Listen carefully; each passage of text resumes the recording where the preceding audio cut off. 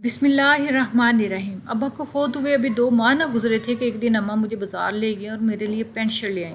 मेरी उम्र 16 साल थी और मैंने ज़िंदगी में कभी पैंट शर्ट नहीं पहनी थी और मुझे पैंट शर्ट अच्छी भी नहीं लगती थी। पर अम्मा मुझे कहती, बेटी अब बहुत मजबूर हूँ, हमारा कमाने वाला कोई नहीं, बस मैं तुमसे ये मजबूरी में करवा रही हूँ। और देखो ये बात किसी से मत कहना, बस हम दोनों में राज ही होनी चाहिए, और अगर तुमने किसी को बता दी तो मैं तेरी जान ले लूँगी। फिर अम्मा ने मुझे इस काम पे लगा दिया। मैं ये सब करना तो नहीं चाहती थी, पर अम्मा की वजह से चुप करके करती रही। मुझे बहुत तकलीफ़ का सामना करना पड़ता था, मगर मैं सब्र करके करती रही। इस बात को कई दिन गुजर गए। अम्मा मुझे एक दुकान पर छोड़ आती हैं और वो दुकानदार मुझे अंदर ले जाता एक छोटे से कमरे में, और कुछ देर बाद मुझे एक डब्बा पकड़ा देता और साथ ही 1,000 का नोट दे देता और मैं घर आ जाती। अम्मा मुझे ये रोज़ रोज़ डब्बा नहीं उठाया जाता, सब वो अजीब अजीब नज़रों से देखते हैं। मैं नहीं जाऊंगी। मैंने आज अम्मा को फैसला सुना ही दिया। मैं जवान लड़की थी, रोज़ रोज़ मेरा दुकान पर जाना सबको मायूब समझते थे और अजीब अजीब नज़रों से देखते थे, और मैं पैंट शर्ट पहन कर तो और ही अजीब लगती थी। तुझे कब से फिक्र होगी लोगों की, लोग क्या सोचते हैं, अम्मा ने तंजिया कहा। तो मैंने भी चेहरा दूसरी तरफ मोड़ लिया। अब अम्मा को क्यों इतनी समझ नहीं होगी, अम्मा इतनी बेसमझ कैसी होती जा रही हैं। अम्मा अच्छी तरह जानती हैं कि मोहल्ले के लड़के मुझे छेड़ते थे, मदद के लिए आगे बढ़ते थे। जब अब्बा ज़िंदा थे और बीमार थे तब तो अम्मा मुझे घर से बाहर नहीं निकलने देती थी और कहती थी कि अच्छी लड़कियां बाहर नहीं निकलती, और ख़ुद बाहर के चक्कर काटती हैं। जबकि अब्बा का इंतकाल हुआ तो अम्मा के तौर तरीके ही बदल गए। अम्मा अब हर काम के लिए मुझे बाहर भेजती। अम्मा तुम ही तो कहती थी कि लड़कियों का यूँ बाहर निकलना नामुनासिब है, और अब अब्बा का इंतकाल हो चुका है। बाप का साया सर से उठने के बाद बेटी का यूँ बाहर बेफिक्र घूमना ख़तरनाक है, मैं बोली। तो अम्मा ने घूरते हुए मेरे सर पे एक चिप्स रसीद की। चल, ज़्यादा बनने की ज़रूरत नहीं। किसने बोला है घूमने को? मैं घूमने को नहीं बेचती, बल्कि कोने वाली दुकान से एक डिब्बा ही तो लाने बेचती हूँ। वो बोली तो मैंने गुस्से से इन्हें घूरा। अम्मा तुम खुद ही जाकर लाया करो ना। जवाब देना था कि अम्मा ने चप्पल उठाई, दफ़ा हो जाए यहाँ से।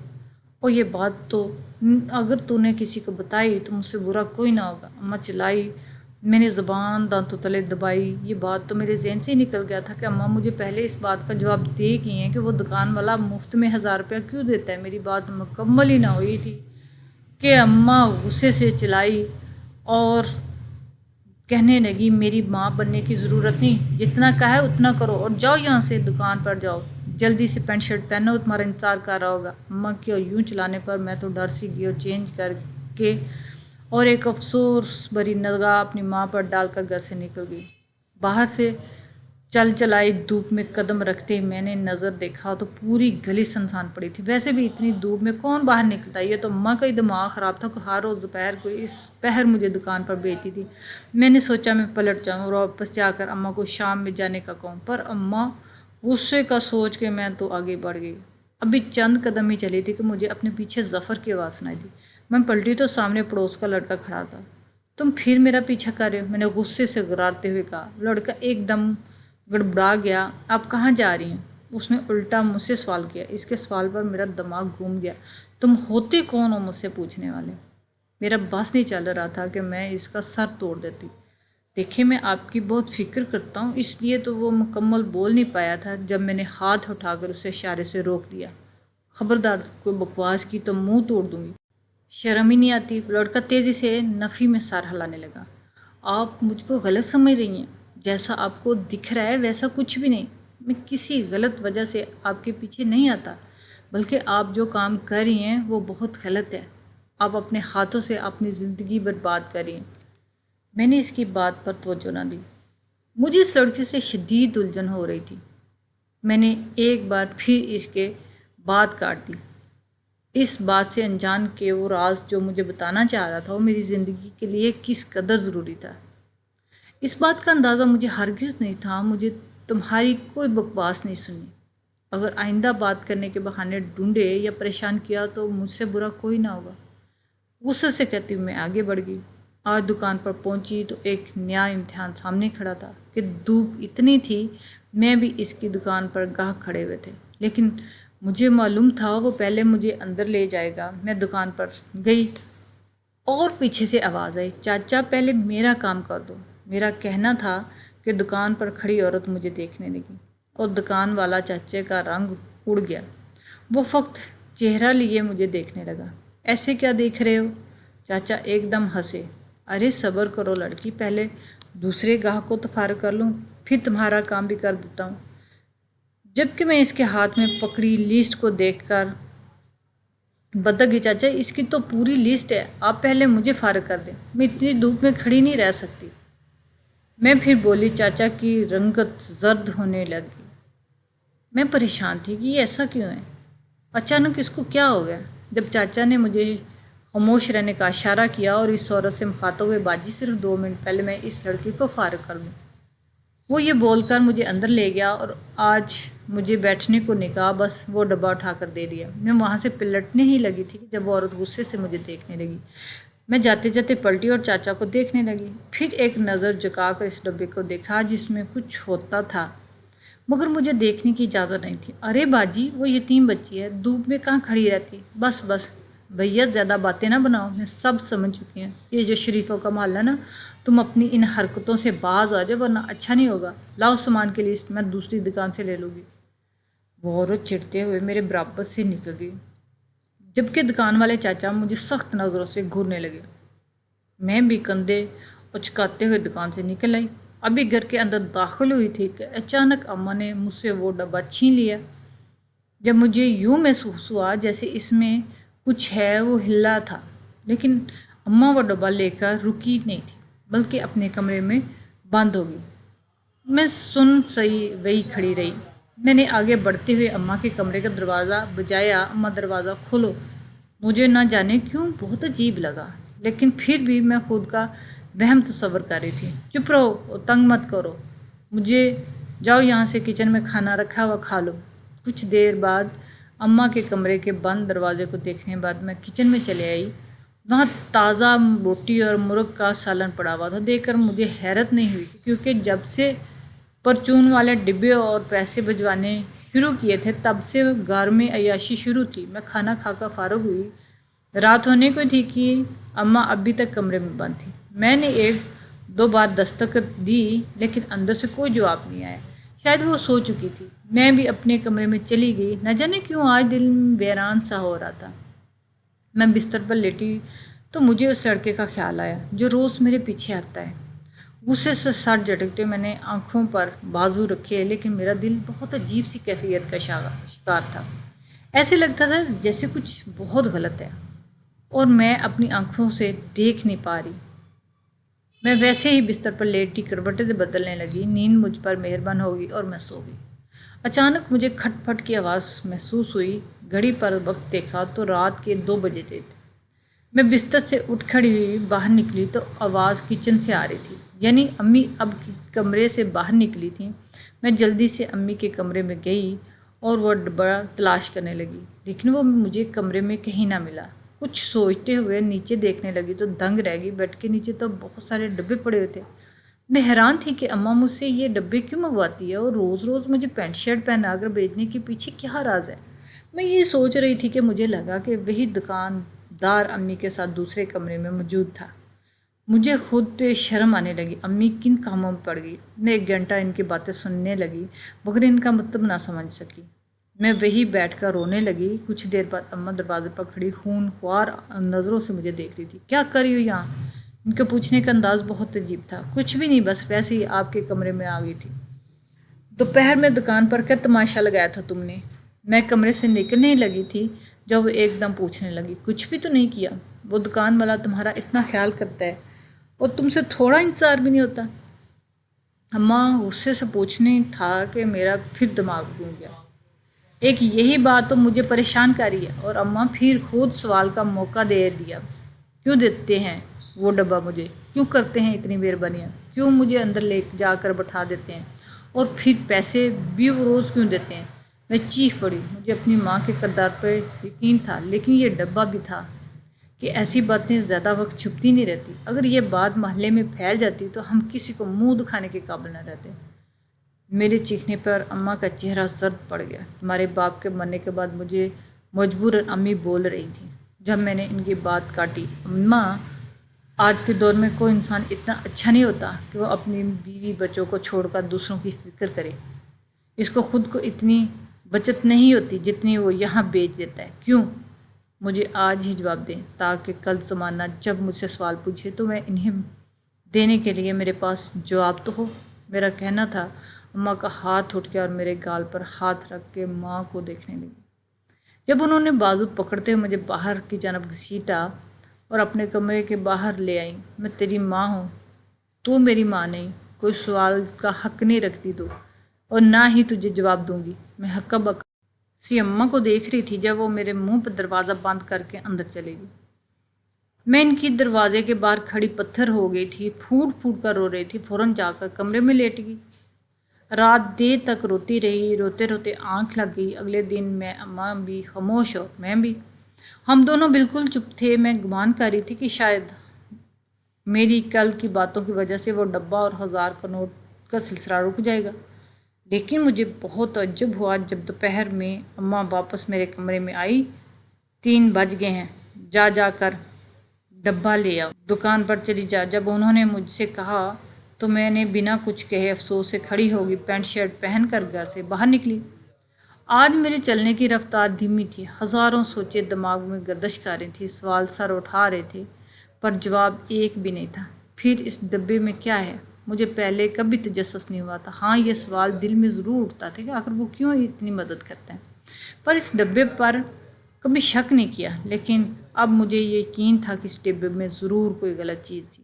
ابھی بھی چل رہی تھی جب مجھے پھر اپنے پیچھے قدموں کی آہٹ سنائی دی۔ وہ غصے سے آنکھیں پیچ گئی، غصے کی شدید لہر جسم میں دوڑ گئی۔ پیچھے مڑ کے بنا کسی لحاظ کھری کھری سنا دی، روز روز میرا پیچھا کرتے ہو، کیا سمجھتے اپنے آپ کو؟ باپ مار گیا تو جو جی چاہے گا وہ کرو گے، مجھے اس طرح چھیڑ تاڑ رہے گے؟ ہمت کیسے ہو تمہاری؟ روز روز میرا پیچھا کرتے ہو، کیا چاہتے ہو؟ محلے کے لوگوں کو جمع کر کے تمہیں جوتیاں پڑواؤں؟ میرے بولنے کے درمیان وہ مسلسل بولنے کی کوشش کر رہا تھا، لیکن میں نے بولنے کا موقع ہی نہ دیا۔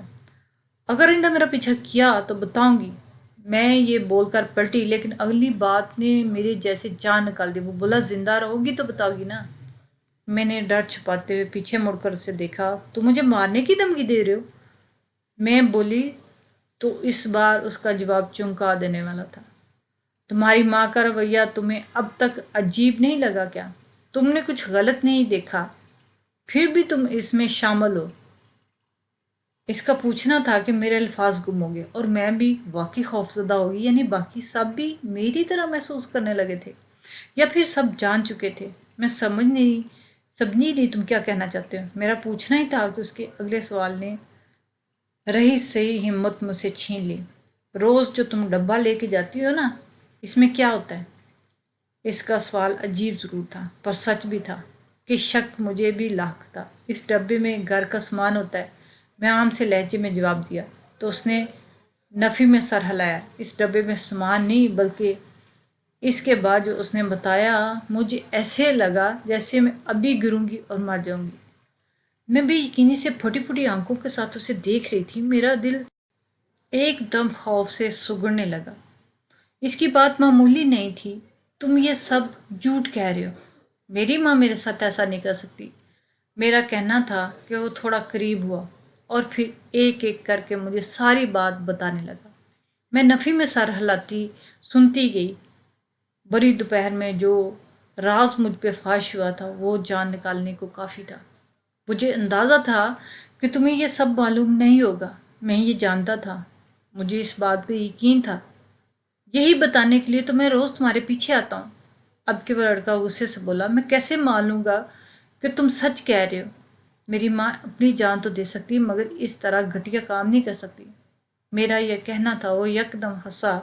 ٹھیک ہے، ابھی بھی تم وہی ڈبہ لینے جا رہی ہو نا، تو خود ہی کھول کے دیکھ لینا۔ وہ بول کر جا چکا تھا، پر میرے قدم اب من بھاری ہو چکے تھے۔ میں شکستہ قدموں سے دکان پر گئی۔ آج دکان والا چاچا مجھے اندر لے گیا اور شیطانی نظروں سے مجھے دیکھنے لگا۔ وہ اپنی ہوس بھری نظروں سے مجھے دیکھنے لگا۔ مجھے لگا جیسے لڑکا بالکل سچ کہہ رہا تھا۔ میں نے وہ ڈبہ لیا، خاموشی سے واپس वहाँ سے نکل آئی، میری جان نکلنے لگی تھی۔ میں کھول کر دیکھنا چاہ رہی تھی پر میری ہمت نہیں ہو رہی تھی۔ جب بڑا دل کر کے ہمت کر کے میں نے وہ ڈبہ کانپتے ہاتھوں سے ایک چبوترے پر رکھا اور اس میں سے ایک چھوٹا سا سراغ کر کے اندر جھانکا تو میری جان نکل گئی۔ مجھے لگا کہ ابھی میں مر جاؤں گی۔ میں نے اپنے منہ پر ہاتھ رکھ لیا، میرا دل و دماغ سن ہو چکا تھا۔ ایک قدم چلنے کی ہمت نہ تھی لیکن مجھے قدم آگے بڑھانے تھے۔ میں ڈبہ لیے گھر آ گئی اور گھر میں جیسے ہی قدم رکھا تو مجھے لگا کہ اماں جان جائے گی کہ میں سچ جان گئی، لیکن وہ اس قدر جلدی میں تھی کہ انہوں نے میرا خوف پسینے سے شرابور چہرہ بھی نہ دیکھا۔ بس ہاتھ سے ڈبہ لیا اور کمرے میں چلی گئی۔ میں بھی کانپتی ٹانگوں سے اپنے کمرے میں چلی گئی۔ جانتی تھی اب اماں رات سے پہلے کمرے سے نہیں نکلے گی، اس لیے میں رونے لگی۔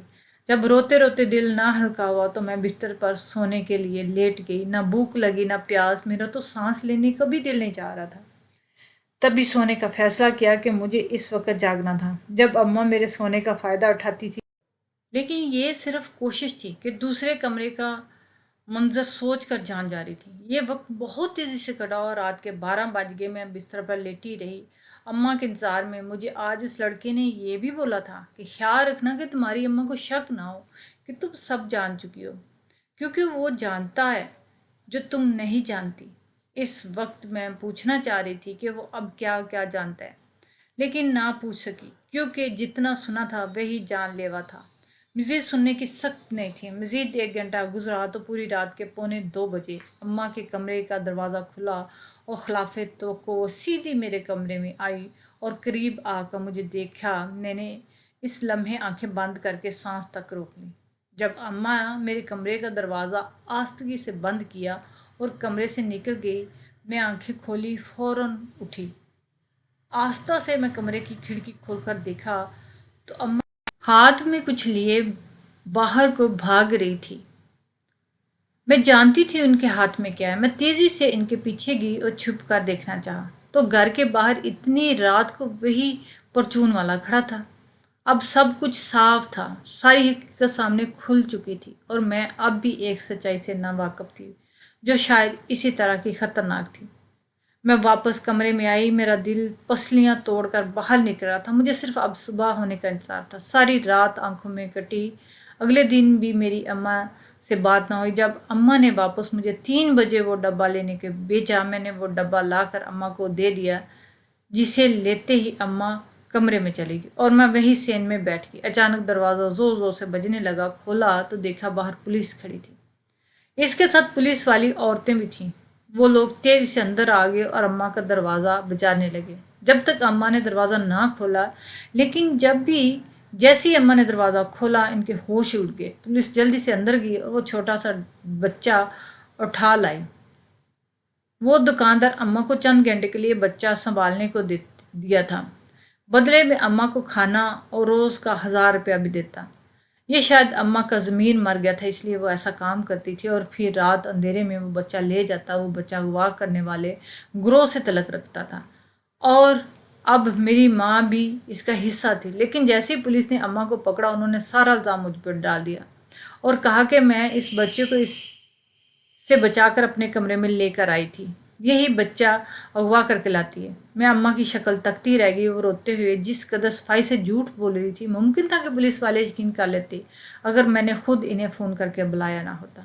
اب اماں کے سارے جھوٹ پکڑے گئے تھے۔ میں اماں سے روتے ہوئے پوچھنے لگی کہ مجھ پر چیخ پڑی اور بولی، خبردار جو مجھے ماں کہا، تو پیدا ہوتے ہی ماں کو کھا گئی تھی۔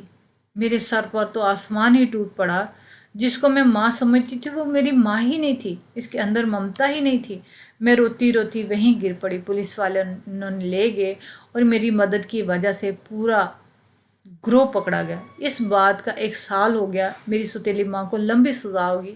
میرے باپ کی نظروں میں اچھا رہنے کے لیے یہ ان کا اب تک ڈرامہ تھا جو انہوں نے بچپن سے جوانی تک کیا۔ شاید مجھ سے بھی سہارے کا مفاد طلب تھا۔ میری شادی ہو چکی ہے اس لڑکے کے ساتھ جس نے مجھے سچائی بتائی تھی، میرا لاکھ پوچھنے کے باوجود۔ اس نے یہ بات کبھی نہیں بتائی کہ اسے یہ بات کیسے پتہ چلی۔